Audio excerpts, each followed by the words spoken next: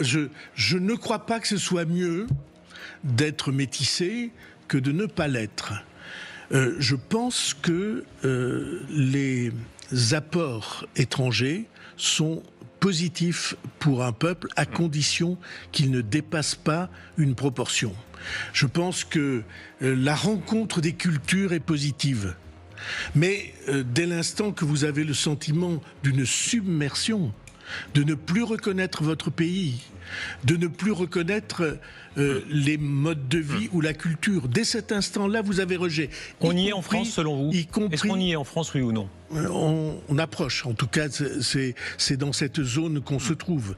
Et un certain nombre de villes ou de régions sont dans ce sentiment. Il n'y a pas que le sujet des étrangers. Pardon, il y a aussi le sujet de l'origine. Quand vous voyez en Île-de-France que près de 40% des franciliens âgés entre 0 et 18 ans ont une origine extra-européenne. Quand vous voyez que c'était multiplié par 3 en 20 ans dans l'Ouest, je veux dire, c'est pas que du papier. Quoi. Non, mais là, ce sont des Français qui ont une origine extra-européenne. Ce ne sont pas que des étrangers. Là, on part de. Et alors, que voulez-vous faire?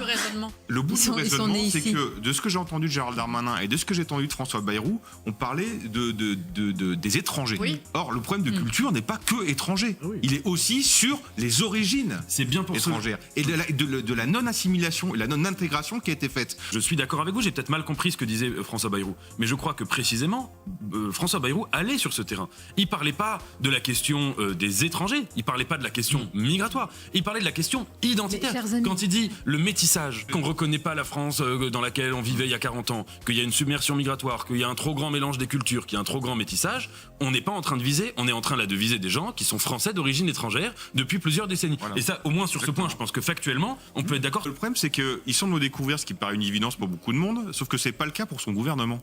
Parce que quand vous voyez M. Lombard, ministre de l'économie, qui vous explique la veille qu'il faut encore plus d'émigration parce qu'on en a besoin d'un point de vue économique, et je pense que dans 2 jours il dira d'un point de vue démographique, vous voyez qu'il y a une impasse politique déjà, parce que politiquement on ne pourra rien attendre de ce gouvernement-là, tout simplement parce qu'encore une fois nous sommes dans une impasse, nous sommes dans une tripartition et nous avons un gouvernement qui a pour principe de surtout pas gouverner.